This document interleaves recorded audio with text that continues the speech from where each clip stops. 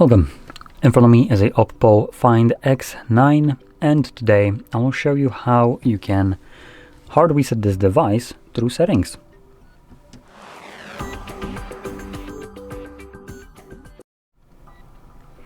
So, to get started, you will want to open up your settings. Let's disregard this. There we go.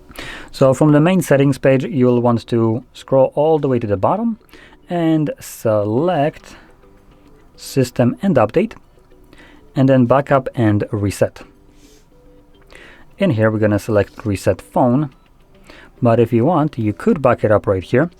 Now, there's two different ways. You can back it up either using another device, basically migrating data to it, or to the cloud.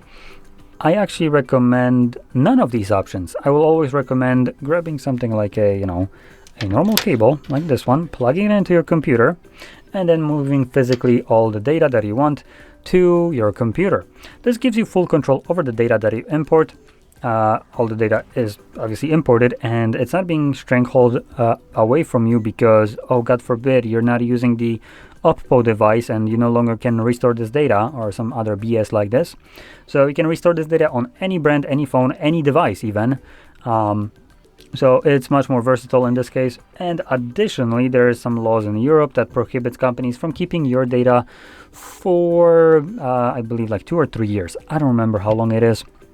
But if you don't do anything with that data for the 2 or 3 years, this data is going to be deleted, at least from your access. And that being said, when you create a backup, you're basically backing up all your info, your data to someone else's computer.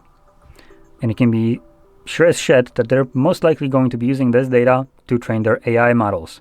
So that being said, with this logic, you're basically having restrictions put on you to what you can use this data on. That data is being used to train AI.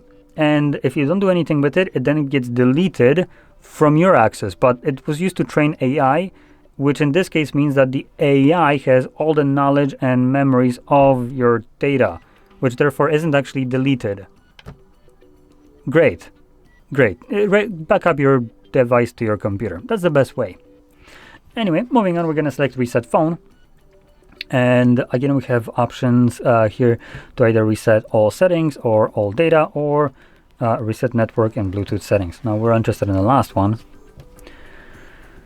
Now, if you have some kind of screen lock, you will need to confirm it in order to progress further, and then it gives us permanently clear all data. Now we have two options. We can either clear all data or erase data but retain eSIM profile. Now, if you select the eSIM profile, it's as though you're keeping your SIM card inside of a device. Now, if you're planning to sell this phone or give it to someone else, this is probably not the option that you're interested in, so you'd be interested in clearing all data. But I don't know, maybe the device is working slowly for you, or you have some problems. You could select erase all data but retain eSIM, and then obviously if you're going to be continuously using this device afterwards anyway, then this is probably the option that you might be interested in. But majority of us fall under the second category, clear all data.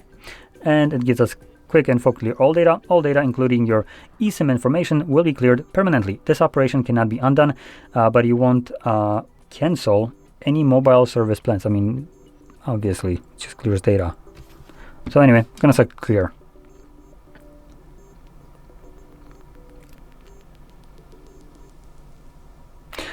Now, this will begin factory resetting your device, and this process will take me maybe 2 minutes or so. And once it's finished, we'll be presented with Android setup screen. So I'll be back once that is visible for me.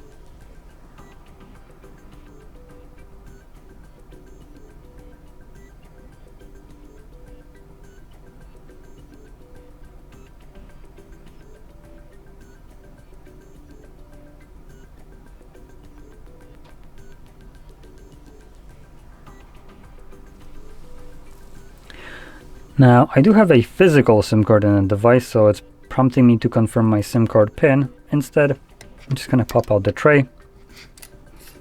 And there we go. So you can see now the reset is finished, and you can set up your device however you like. So if you found this very helpful, don't forget to hit like, subscribe, and thanks for watching.